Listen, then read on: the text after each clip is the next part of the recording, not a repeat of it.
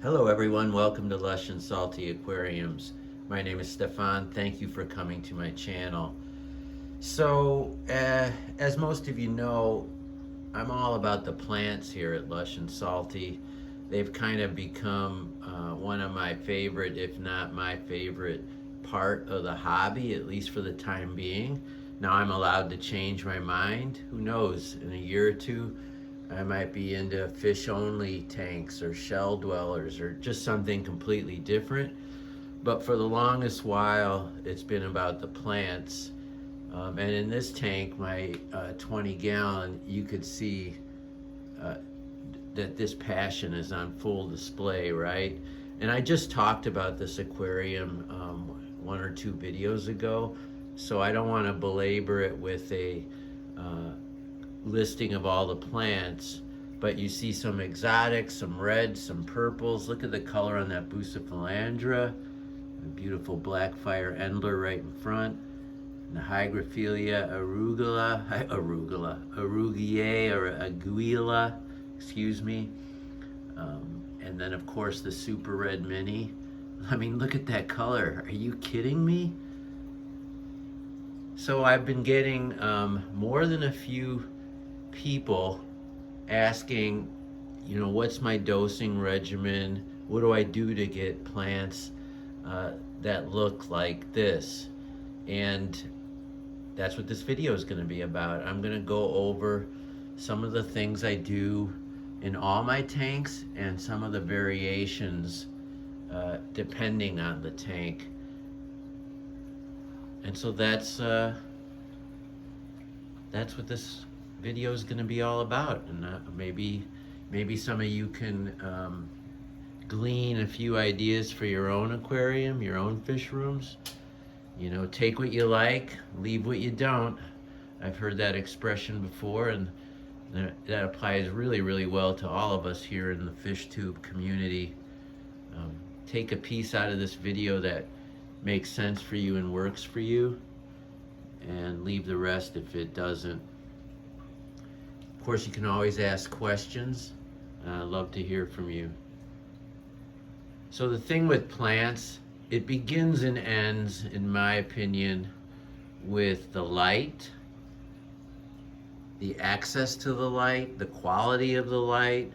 You're gonna want, if you're gonna, you can see my Chicago here, if your plan is to try to work with colored plants or some of the more exotics, or maybe you have a challenging shaped aquarium like this one, which is extra tall, all that's going to affect the light quality. So this is a twin star. I think it's the E series, which is, if not their top line, the runner up to the top line. And I've got it on this racking kit. I got all of this from Aqua Forest, which is ADA's main supplier in the United States. And this is an ADA tank. Your aquarium absolutely does not matter, at least in terms of which aquarium you buy.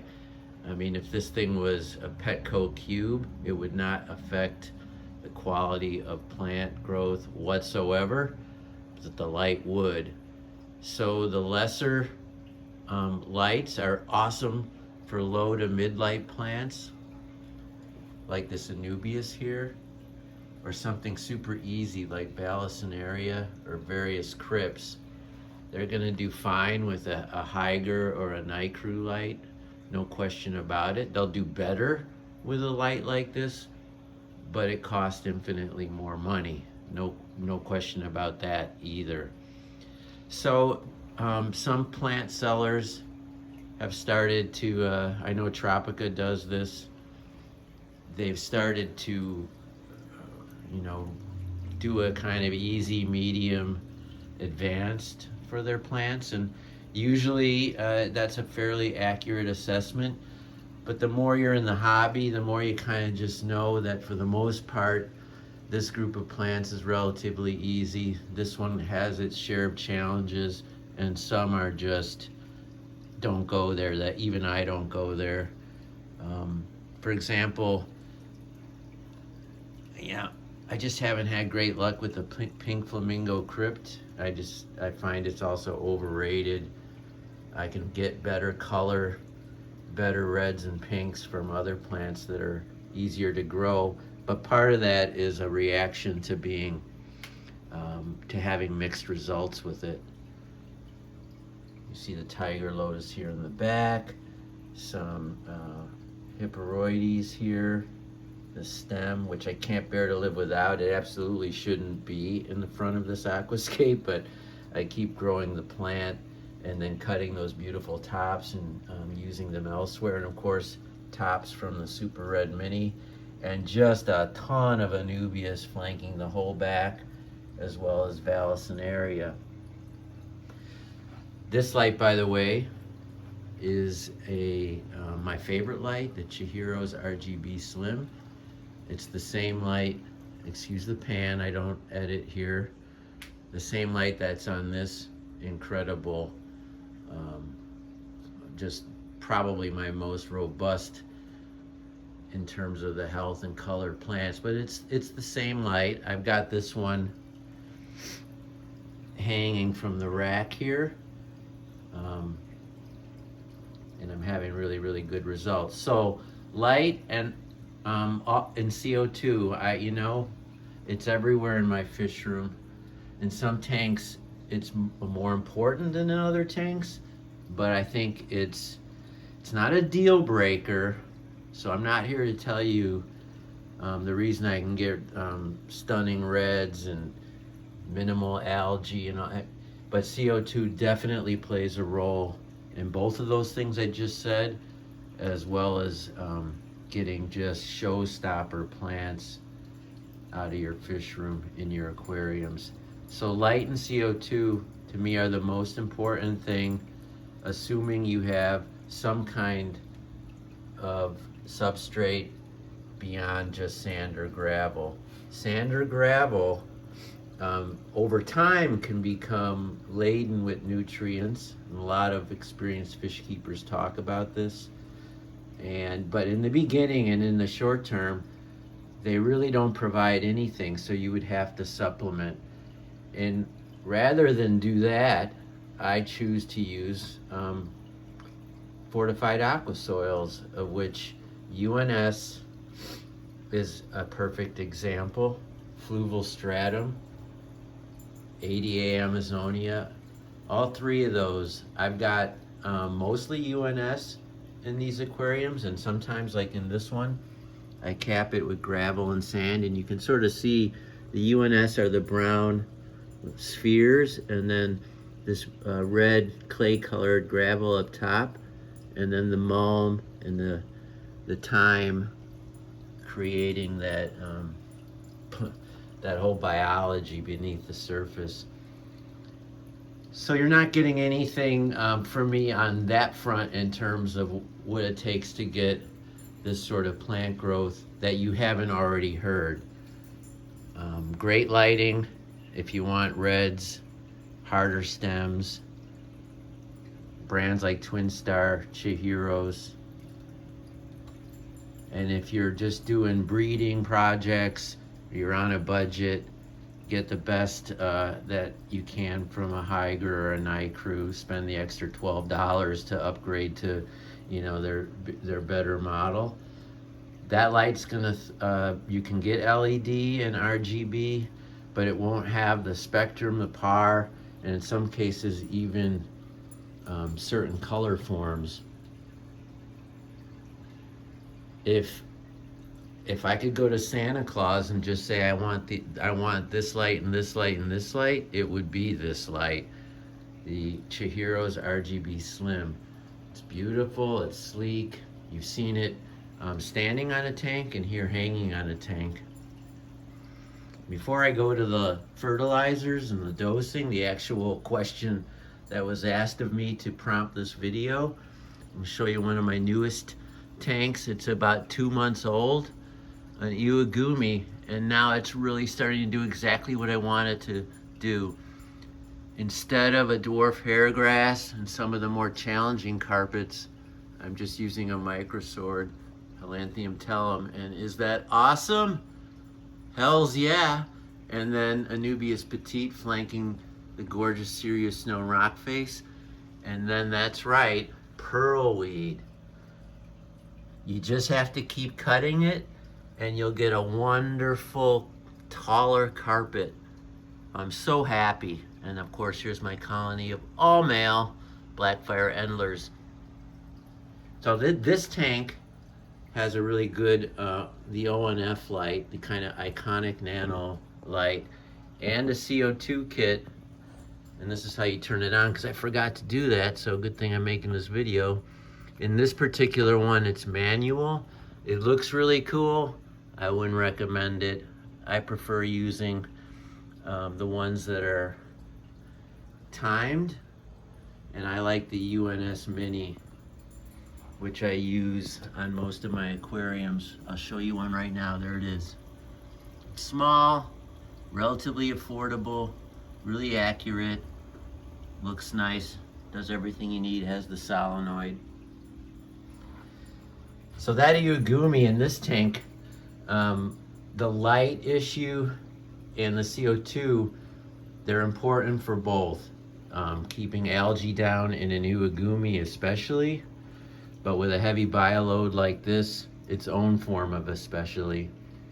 I think in my fish room, they're deal breakers. I only have 1 or 2 tanks without CO2 and with average lighting. Now this aquarium is off, but it does have only a Hygger light, and you see a lot of reflection, so we're not going to dwell on this tank besides the lights are off. But I just wanted to say, these crypticorns are easy, right?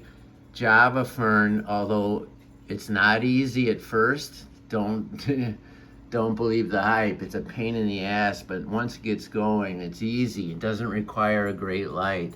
That's just the Hygger. Now it's a long one, so it's probably 50 or 60 bucks. But compare that to, 180 bucks or whatever these things cost, I forget. Okay, I used to not fertilize. Obviously, I dechlorinate all the water I put in, and I do 40% or more water changes every week. When you have bioloads like this, and plants and just all that kind of biology and activity, I just do 40 to 50% water changes every week. I've got it down to the science, and I use the Python, and I dechlorinate with Prime, and I buy the big gallon ones from Amazon, and I just fill this one up with a funnel, the littler size there, and I use that. I use an all-in-one. It could be Aquarium Co-op. In this case, it could be Thrive. I've used them both. This is Vital from H2O Plants. I don't have a preference. I use the minimum dose of all-in-one based on what the bottle says after every water change. And I use potassium and iron, the minimum of what the bottle says, sometimes even less, what others might call microdosing. And I never worry about it too much because I'm underdosing, not overdosing. And by the way, technically you cannot overdose with Prime, so if you spill some in the tank, don't worry about it. Because I have so much poo-poo, so much fish-made nitrates, I obviously don't need to go nuts with this all-in-one, but I do the minimum dose the bottle says in all my aquariums, except for one, which I'll show you, that runs on its own fuel. So iron, it's debatable if it's critical to bring out the red. That's somewhat of a wives' tale, but it's also somewhat true in that a little bit of iron is really, really good for all plants, but some in particular, and a good argument could be made. It helps your case when you're trying to build color into plants. Ferrous or iron, like in our blood. I mean, you could see where the myth develops, blood, it's red, blah, blah, blah, blah. And I'm no scientist, but I use them less than or up to what the bottle says. Now, potassium, based on my research, I think is more important definitely more important than iron, and maybe even than the all-in-one, especially if you've got a bio load like I have in most of my tanks. Potassium, on the other hand, is very critical for plant growth, for the leaves themselves, just for the structure and integrity of the leaves themselves. So if I had to choose between one of these two fertilizers and not have, if I had to make Sophie's choice, I'd go with potassium. And I've noticed a big difference. I started using iron and potassium and an all-in-one about a year ago. I was getting good plant growth, but I was also getting some algae, and I was having some mixed results with more challenging plants. That is not my experience now. I have to attribute that to the addition of those two fertilizers. In particular, for some of the more challenging plants I'm growing, to try to get the best color out of mermaid weed, this plant here, to try and get Ludwigia repens to just be so tropical looking and beautiful. It can get redder than that, but this tank tends to throw more maroon colors for me, a little bit more subtle, for example, than this tank. But of course, the Twin Starlight doesn't have a certain color form in the RGB, which is red, green, blue, RGB, LED, RGB. Be that as it may, CO2, light, an all-in-one, what is it? Potassium, and then iron. That's the kind of the order of importance. And I use up to what the bottle says, but not more, and sometimes less, especially because I'm getting so much fish-made fertilizer, which is how nature intended it. This, by the way, is my partial blackwater tank. Here, that's an entry-level Chihiros. It's all-in-one RGB, so there's not multiple array of lights, and I can't control the color, so it throws a more white light. And this light is actually about as expensive as the most pricey Higer, so it's their Chihiro's entry level. But for a tank that I'm just using low light plants, Cryptocorin parva there, that little wonderful carpet, it's seen better days actually, so I'm not sure what's going on there, but it's fine. It's just not as robust as it used to be. And then different forms of Anubias, and of course another lotus. This one's not the red one, this is more the green form. And then just a hella topwater plants and emerged growth. Emerged growth, all this roots. Some people say that it robs the water of nutrients, which makes it harder for some aquatic plants. Maybe that's what's going on with this Cryptocorin parva, but I don't know, and I ain't changing because I love the way basically house plants can take your hobby to the next level. I mean, if you look at the still life of this tank, it's really great just as an aquarium, but then there's this whole other dimension here when you start to play around with the outsides. So if you're gonna throw a bunch of rooted plants in your tank to remove nitrates, there is a hint of caution that if you go nuts like I do, it could actually do the job too well. I don't have any emergent plants growing out of this stunning aquarium, but look at that plant growth. I mean, now that's the entry-level Twin Star. It's the only one that was short enough to fit this strange sort of tall shape of this UNS 25T and actually be able to, you know, fit it geometrically, but it's enough.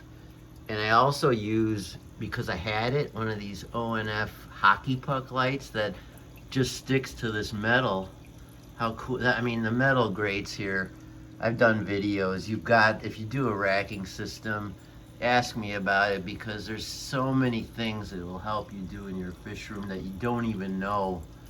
Like being able to just throw a hockey puck up there to help light the back there, so I can get that super red to be super red and that rotala to be pink and gold and, oh gosh, all those wonderful colors. But I do that fertilizer regimen with all of these aquariums.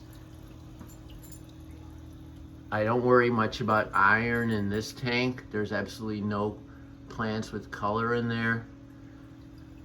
And if I was going to spill more iron, it would be in this tank. Potassium is important in all of them. In this aquarium, I just used the all-in-one and a bit of potassium. It's all low light stuff anyway. Now, you're gonna be fine with Anubias without any of the stuff I mentioned, but some of this incredible growth and the absolute lack of algae, you know, the things I'm talking about must be contributing to it. By the way, no CO2 in this tank, and why would I? There's probably less oxygen in here than in most of my other aquariums anyway. If you have any questions and want to know more and found this kind of video helpful, I hardly ever do sort of how-tos. I'm not sure if you found that useful or entertaining.